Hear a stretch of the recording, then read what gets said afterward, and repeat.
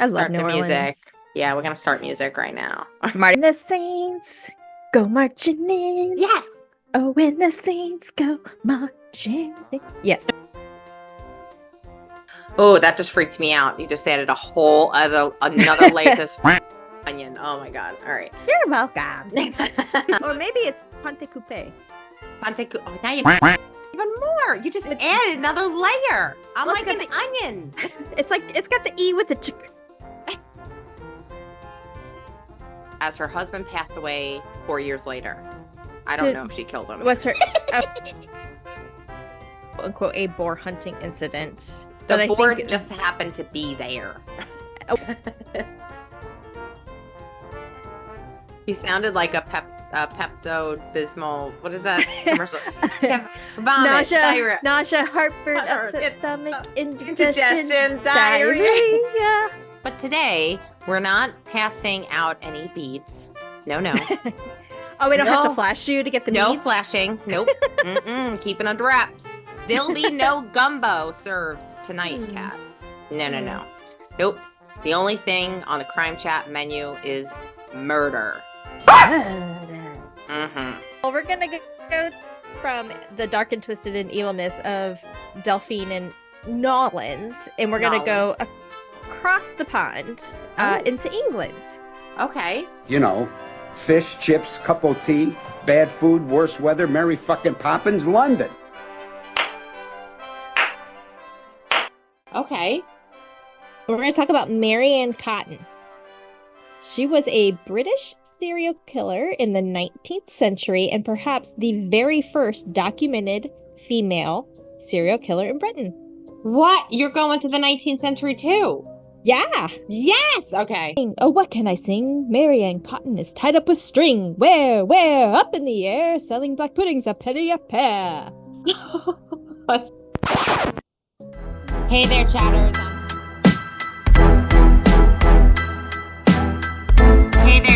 I'm Nat. And I'm Kat, and welcome to the CrimeChat. I'm your forensic femme fatale. Natalie is your true crime addict connoisseur. We're just two normal girls obsessed with dark crimes, evil minds, and occasionally the unknown.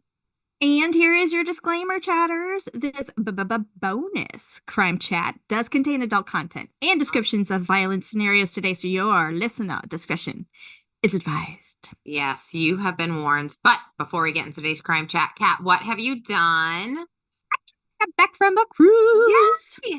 How was it? It was great. No, it was nice. It was relaxing, and this is the first time that Chris and I have gone on a cruise together by ourselves in probably like 3 or 4 years. What? I thought you cruise a lot together. We do, but it's friends, it's family, that go with us. It was just him and I. And then you're like, is this gonna go really, really great or not? How'd it go? It was great. Okay, yeah, it was good. And then we went to San Juan, Puerto Rico, and went to Old San Juan. We went to kind of did like a walking tour where we went to the Fort San Cristobal, I think was the name of it. And it had been around since like the 1500s. That's an old place. Yeah. That's an old place. I mean, and you could see obviously a lot of the ruins, but they had also built onto it. And San Juan had been overtaken like 3 times, or was attacked 3 times, I should say, over the time frame. One of them completely took over. Right. Like the fort and all, like where it was at. But what they did was the people who were protecting the fort locked themselves inside. And so I can't remember if it was like the Dutch or Spanish. I can't remember who it was that took it over.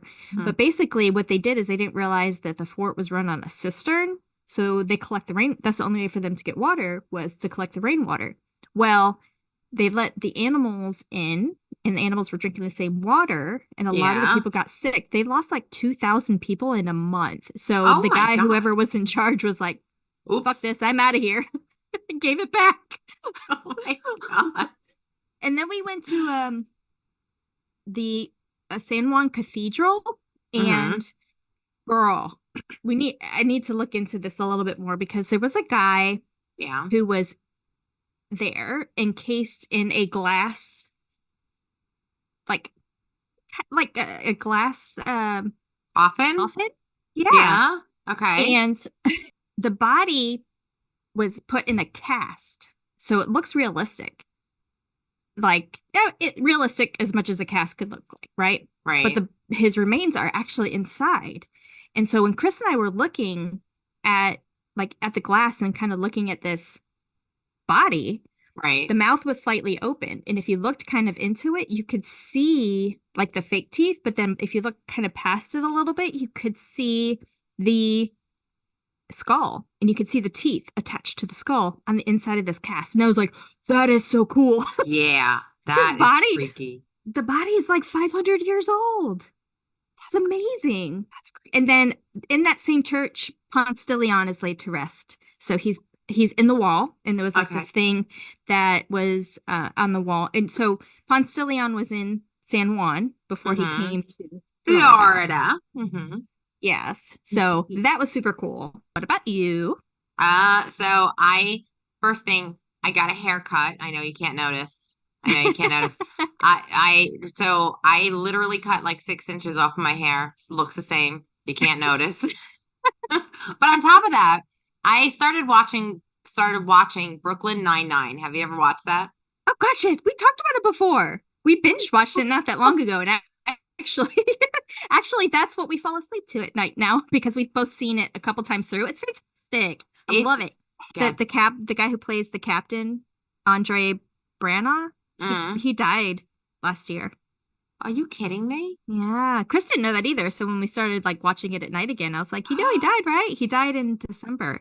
You just made me Young. sad. He was in his 50s. Young. Yeah, he's a very young man. Oh my God, that's terrible. Yeah. Did they stop? Like, are they You know what I do? I bring it down. Also, researching our stories today. Yes. And I'm going to do mine. I have not heard of the person you're doing it on. Okay.